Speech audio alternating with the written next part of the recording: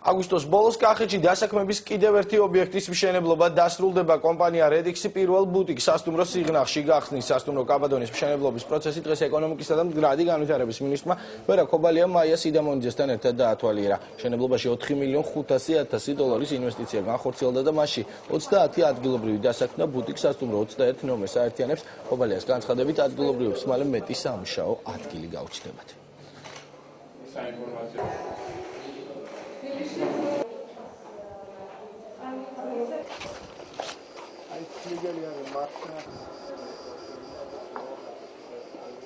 ჩვენია ეხლა დატერას და ეს ეხლა ინახეთ ცოტა ერთი კედელი იყო აშენებული და მეგონი გასვლა სწორია, იმიტომ რომ თუმცა ბონდოსაც კახელ გლეხს გაუჩნდა კიდევ ერთი ადგილი, სადაც შეუძლია მიიტანოს თავისი პროდუქტი.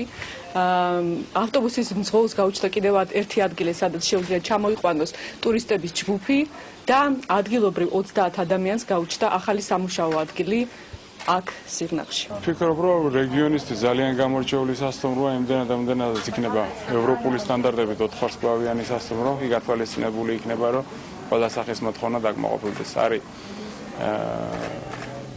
1000 მეტრამდე სპა ნაწილი სასტუმროში, არის 21 ნომერი, რომელიც აღჭურვილია თანამედროვე ტექნოლოგიებით სრულად.